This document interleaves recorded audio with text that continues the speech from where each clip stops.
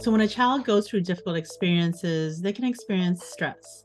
And without adequate support from parents or caregivers, the stress can actually turn into long-term, more detrimental, toxic stress. And we're not talking about the everyday stress of like learning your ABCs or learning how to tie their shoes. We're talking about a deeper toxic stress response that's triggered by adverse childhood experiences. And children growing up with toxic stress may also find it difficult to form healthy, stable relationships. Jackie Thu-Huong Wong, Executive Director with First 5 California. Hello and welcome back to SoJannelle. Thank you so much for having me again, Janelle. It was just so fun last time and I'm excited to be here again. I love it. I love the collaboration with First 5 California. As a mom myself, I know that the work that you do is very important. But for those who are not familiar, how will you introduce First 5 to us? First 5 California was established about 25 years ago through a voter-approved initiative in 1998, known as the California Children and Families Act. And First 5 California's overarching goal is to improve the lives of California's youngest children and their families and communities, ensuring that California's children receive the best possible start in life and to thrive. The last time that you were here with us, we talked about a specific technique that parents can use with kids who are experiencing stress maybe, and also teaching them how to regulate their emotions, right? Mm-hmm. And I know that since then you have launched another campaign, and this time it is to help kids have the best possible start in life. What is that?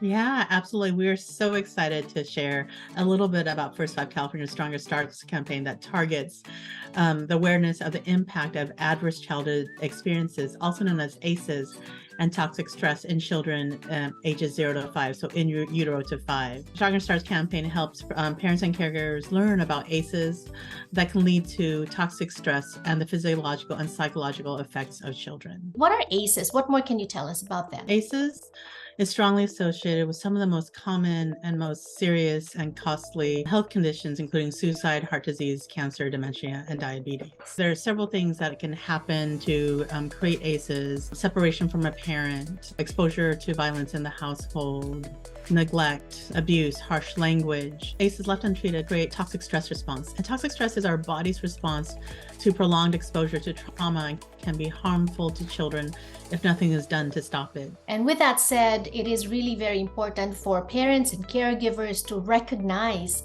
the signs of toxic stress so that we can do something about it. And what are those signs? You'll see certain things like for young children, there's some physical symptoms that you might see is difficult sleeping, frequent illness, tummy issues, any changes in mood, right? Attachment.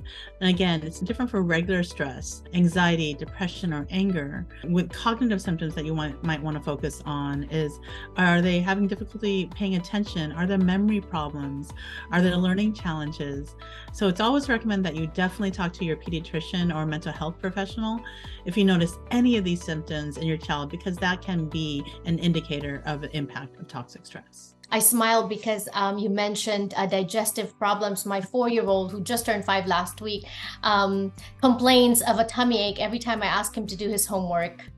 And absolutely, and that's a stress indicator. But then you as being a present parent, you're there, you're talking him through, like, are you nervous? My child today is a little bit older, 10 years older, and is having similar issues because finals are next week, right? Oh, so okay, right. It really is our body's kind of response to any sort of stress, right? Like it goes into that fight or flight mode. But we should want to be aware of when that tipping point is. And again, we're talking about long-term exposure to that level of anxiety and stress can have long-term detrimental physiological and mental impact. A lot of folks who have high ACEs die at earlier rates than others. I think that's why I cannot underscore the fact that the work that you do at First 5 California is really very important.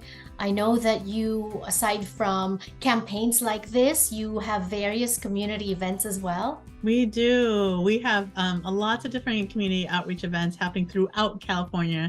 And we hope maybe you can actually come visit one of them and learn more about First 5 California's Stronger Starts campaign. And so to learn more about where those activations and those events are, please go to first5california.com.